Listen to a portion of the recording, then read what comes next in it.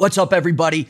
Welcome to the David Rutherford Show. Again, man, I've been so excited about this interview for like weeks on end, but I am beyond just honored and excited to welcome Sully from Black Ops Toys to the show today. Sully, thank you so much for coming on. David, thank you for having me. I'm super stoked to be here. One of the things, man, and we were chatting yesterday about it. I grew up in the 70s, and so like big Jim toys and the old school GI Joes. I actually have a collector's edition from the Frogman from back in the 50s original, and I just love the whole idea behind what those toys can do for free play and the imagination. Tell us a little bit about, what was the inspiration for wanting to get into this incredible business and becoming, in my opinion, probably the best out there at doing what you do? Creative, dumb luck. Sometimes God has a plan and sometimes things work out a certain way. And it's just a lot of passion and a lot of play skills. Okay.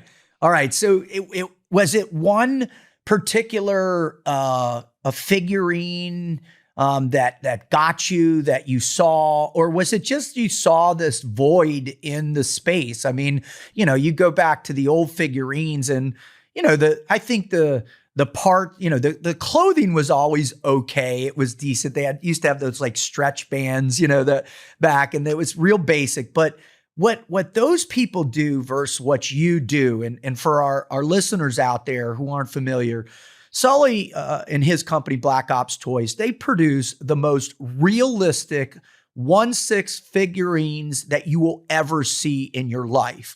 I found him a few years ago on Instagram, and these figurines are the most incredible pieces of art you've ever seen.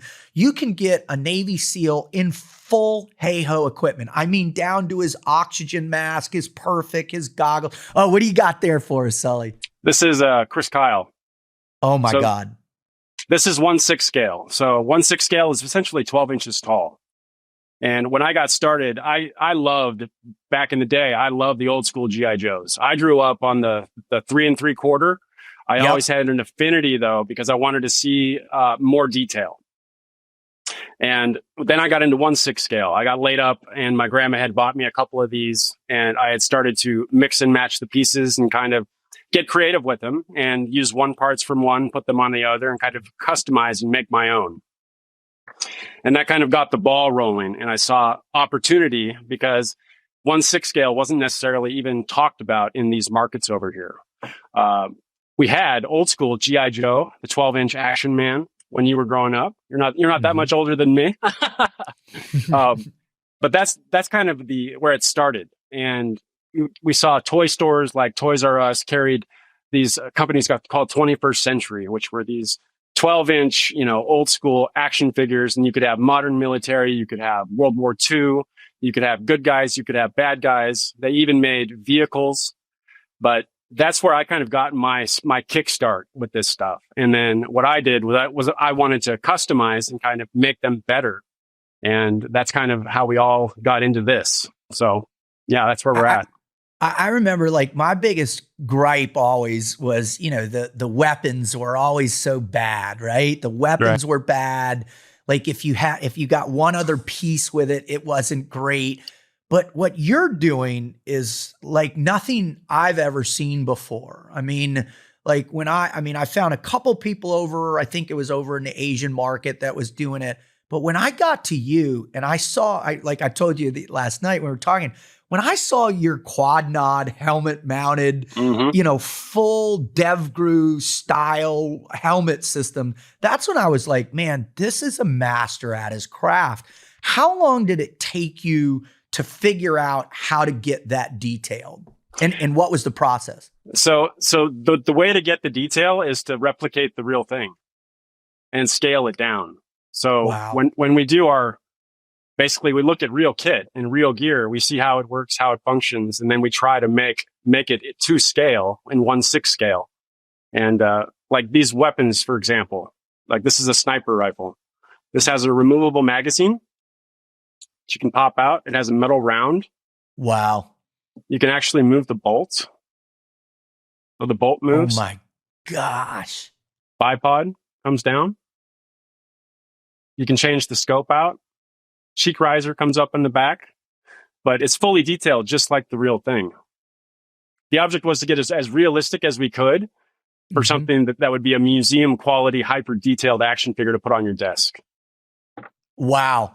And so when you first began, I mean, obviously, these types of detailed, I mean, they're not even toys. Like you said, these are pieces of art, right? Right. These are museum quality pieces of art. How do you begin to even find where to do that or how to do that? Like, I mean, did you have to invent all of this from scratch yourself? No, I didn't have to invent it all. I just had to figure out where to go to do it. We tried to obviously, we started buying and selling. We started becoming a distributor, and we started to carry the products that were already made. What we wanted to do is we wanted to upgrade those essentially and make them better quality. So we went out with the idea of, if we're going to do something, let's do something where we do something based on a real person. So let's create a figure that's a legacy that is a real person during a real tour of duty. And let's create that and create all of the gear that he wore and allow that to represent that human being to fans and to people that would appreciate art like this. Wow. Well, and you held up the Chris Kyle doll, not doll, but a figure, which is, I mean, for me, it's not only just is what you're creating cool, but I had the incredible opportunity to, I was one small little fraction of influence in his development as a frogman. He went through SQT when I was an SQT instructor. But man, when that came out, when I found that figurine, I was just so overwhelmed because, the whole idea of what can take place in these images, where I mean, think of all the people that, have these profound respect for not only these individuals, these heroes in their lives, but also these time frames, these moments, because I think that's also a big piece too, right? You can create a piece for somebody that embodies a whole memory, a whole idea of time frame with whatever spectrum you're doing, whether it's a John Wick figurine or it's a Vietnam or a World War II. Is that kind of the hope that you're doing with these? Yeah. So essentially it's a snapshot in history, right? So it's a snapshot and the person was there. This is who they were. This has represented them. This is what they used. And it's a snapshot in history, and it's a piece of history, to be honest with you. These are so small batch. Like, we don't do anything over 300 to 500 units, and that's worldwide. Wow. So these are very small batch, very meticulous, and very just pieces of creative art that represent that character in that snapshot of history. How do you pick who or what time period you want to do? That's a really good question. I'm into modern stuff. I'm into modern military stuff. So that's kind of my genre. I'm obviously a lover of all the stuff, modern war, movies, characters, books, Navy SEALs. I look up to people like that, and I wanted to honor this class of people. And so to pick somebody, we don't do many of these. So we do basically one legacy figure a year. So it's a very small amount. To do that, we want to contact the family first. We want to make sure that we get permission. And then we want to collect all the data we can from teammates, from family, whether it's high school photos, yearbook photos, in order to create the lifelike head sculpt. So that's a big portion of it. And then we want to check in with teammates to see exactly, is this the correct gear? Is this what they used? Get any pictures that we can and just kind of build a file. And from that file, then we start the process of prototyping. Wow, that's incredible. Can you list some of the legacy figures that you've done? You love hot, spicy things and you like it, your food to have a little punch to it. then please go to firecracker.farm and check out their pepper infused salt and these beautiful salt shakers. So that way you can spice up your meals like I do every single day. Man, my eggs have never been the same since I got myself some of their wonderful spiced salt, man. Again, check out firecracker.farm. When you go there, type in Rut 15. That's Romeo Uniform Tango 15 for your discount. And you are going to have a whole new appreciation for spicy food. Booyah. Wow, that's incredible. Can you list some of the legacy figures that you've done? Sure. So we've done Chris Kyle. We've done Mark A. Lee. Oh, that's one of my favorites, man. Mark was such an amazing human being. Yeah, good human being. Really solid. We've done Mark Forrester, which was a CCT. Currently, we have 2 legacy figures on the plate that are upcoming that we're currently working on. Are they secret? Can you tell us right now? I'll tell you one. So one right now is John Chapman. Yes. So that's a big deal, and there's a great story behind that. Maybe that's for another time, but there's a great story behind that. Let me just tell everybody, John Chapman is a medal. Really, when you think about the GWAT, was the first individual in an event, and it was actually a part of Roberts Ridge where Neil Roberts, a frogman at Dev Group, was shot. Well, fell out of a CH-47 after a rocket because they were trying to take out a Dishka anti-aircraft gun. He fell out of the back and then was in a running gunfight with these Taliban guys and Al-Qaeda guys. They came back for a rescue mission, and Chapman and another frogman who also received the Medal of Honor for this, they assaulted this machine gun nest essentially by themselves, and Chapman led the charge.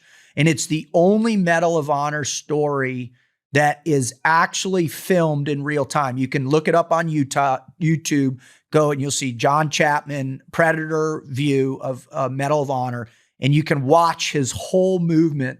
I was in country not, a few months after this happened, and it was one of the most profound things that was permeated across the soft community of what he did on that incredible day. So the fact that you're honoring him is just overwhelming, not only, I think, for the entire soft community, but for anybody who's been, actively paying attention to the GWAT over the last 20 plus years. So just, Sully, thank you so much for wanting to, memorialize these men and these incidents in such a profound way. It's just really a beautiful gesture on your part. I feel like it's not just, I love to do this type of thing, and I love to have it be for the right reason, if that makes sense. I want it to be a good project. I want it to bring people together. I want it to be for the right reasons, and I want to do it the right way. So I'm excited to be able to do that. Yeah. Well, another place I just want to chat about is and obviously everybody go check out at Black Ops Toys on Instagram. It's where I found him. It's incredible. But he's also got this really cool YouTube channel as well, where you describe in detail how you put it all together. And I remember watching the first one, and I was just like, I think one of the ones that really struck me before is you had this 6-gun shooter belt. I forget what figurine it was for, but you have your little tweezers and you're putting the ammunition in the belt itself. So, can you give us some kind of understanding of how long the process takes? What are some of the more difficult aspects about the manufacturing, both of the weapon systems or ammunition, and then most especially the meticulousness of the kit and the gear that you have? Right. So pretty much everything on these figures is hand done. It's got some sort of hand involvement in it. As far as the weapon systems, they're super intricate. So example, we worked with Barrett Firearms about, I think I want to say 7 or 8 years ago. We did a Barrett MRAD for them for SHOT Show. That's and so cool. They sent us a Barrett, MRAD, and we looked at it, scaled it down, 3D modeled it, and then produced it. But we produced all the parts essentially that made the real kit, injection molded, and made a 1/6 scale firearm. Wow. Super cool. The first thing in my head is like, can they fire? Right. That's what everybody asks. No, they can't fire. No, they can't fire. Wouldn't that be cool? You had your, like, in the future, they'll have like their little AI components and the dude will be on the desk and then all of a sudden it'll be like, the video's coming. Yeah. So we're starting to see video animation from AI, and a lot of people are animating their figures right now. So it's very cool. That's awesome, man. I'm going to have to look those up. What I'd like to say is you got to think about these things like model kits. So back when you were a kid, our standard customer base is, anywhere from 25 to 55. And these are guys that love models. They love to tinker. They love firearms. They love to put stuff together. They love to upgrade things. So when you come into the industry and you start to look at this stuff, it blows everybody away. If you have a figure on your desk and somebody walks into your office, the first thing they do is go, "What is that? That is so cool. Where can I get one?" So it's got that kind of pow and that wow. But you can start with a mint in box figure. Mint in box is basically just a figure design like the Chris Kyle or the Mark Lee. And it comes with everything you need in the box, and you put it together with tweezers and with, some patience. We do have a YouTube channel where I do build guides, and I kind of show you how to put stuff together, how things work. But really, this is something that's kind of an escape for people. This is something that you can tinker with, you can concentrate on, and you can make something that's absolutely fantastic. That's incredible. One of the, I think, great lessons with little kids, back in the day, my uncle used to take me to these little model shops in Western Michigan. The Dutch used to have these, and, we'd go in and he'd be like, "All right, this is a battle scene from Gettysburg or whatever." And you can get them and assemble them, or you can get them and paint each figurine. And, you have the little guides and all that stuff. And there was just something that I think, ingrained in me as a child, the beauty, the meticulous, the thoughtfulness of those figurines, and the way, and then also, more importantly, the time with my uncle or the time with my dad or whatever it might have been. Is that a part of this that you hope is happening when people purchase these, that they're having that type of exchange with their children? I want people to talk about it. I want people to do it together. It's just like building an RC car with your kid. It allows you to be creative. And that's a huge deal now, to actually enjoy something and be able to fidget with it and do something with it and have something that you're proud of. And this is something that takes time. It takes patience and it takes dedication, but you can become a master class action figure builder, and you can just upgrade these things to your heart's content. Well, another really cool thing is it's so hard for me because obviously I told you I have 4 daughters. And so, the extent of my action figures as a kid, or for them as kids, was Barbie, and that was short-lived. So as I'm scrolling through, Spetsnaz guy, oh, I want that one. Or my personal favorite, all the variations of the private military contractor, because, he spends so much. And I'm like, dude, I wore that exact kit back in 2005. It's like, it sucks me in. And I was joking with you, I told you my new wife, Jana, is like I have in my old office, all these little, things all over the place, and she's reduced that down except for I've got my life, and I show her, I go, "I'm going to get this one." She goes, "You're not getting that one." And I was like, "I'm going to get this." And she's like, "You're not going to." So these are not inexpensive pieces, obviously. No. And what do you see in terms of the feedback you're getting from people who are purchasing these from you? People that see these absolutely love them. And typically a customer that buys one is going to buy more. And what you're able to do on our website is you're able to buy a mint in box unit, but you're also able to buy the parts and pieces.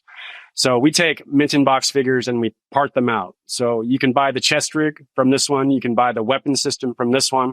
You could buy the sneakers from this one. You could buy the head sculpt here. So you can kind of mix and match and create your own to your heart's content.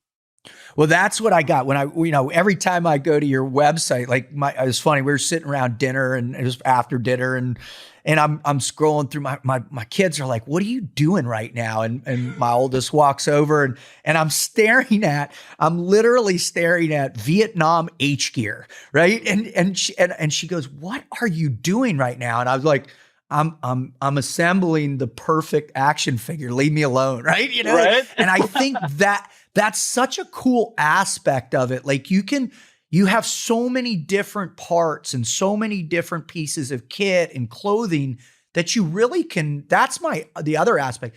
You can generate your entire own world or an idea with what you want to see. And it's not just regulated to a particular time period. I mean, you have, movie action figures, whether it's John Wick and, I love you have the boxes with the gold pieces in them and, his weapons. And so you could take all those and fuse them together. Do you find that a lot of people like to do that? Sorry for the interruption. I know you're loving this interview as much as I do, but I just want you to be aware and to put on your calendar, May 31st, me on our Patreon account at David Rutherford Show, I will be giving a live motivational event about performance, about what I've learned over the past 30 years of trying to figure out what about the human condition enables us to succeed or what drives failure in the most extreme environments imaginable. That's May 31st on our Patreon account. Don't miss it. Booyah. Back to the interview. So you could take all those and fuse them together. Do you find that a lot of people like to do that? A lot of people love this hobby. The issue is that the hobby hasn't seen a lot of growth. And the reason I think that it hasn't seen a lot of growth is in the last couple of years, we've seen kind of the decline of the real American hero type action figure. We don't go into Target and Walmart and see a G.I. Joe and, World War I, World War II, modern stuff. We just don't see it. So everything has gone more soft, and more towards, other flavors. Yeah, Yep. other flavors. Yep. Good. Well put. Well, I'll tell you what, on the David Rutherford Show, our main objective, right, is to kind of bring all of that stuff back, right? Us as Gen Xers, it's like, man, these iconic action figures or these iconic movie, like I talk about it all the time, like the dose I had as a kid. And again, I'll contextualize it with these types of figurines. We would go to my grandmother and grandfather's house, and my grandmother was a massive John Wayne fan. Yeah. And she had multiple John Wayne dolls. She had one from Rio Bravo, which is like the first shoot 'em up movie I remember as a kid. And she had one from when, the Green Berets and his classic Green Beret. And I just was fascinated by these really unique aspects of masculinity and the ideal role model or the hero. And, yes.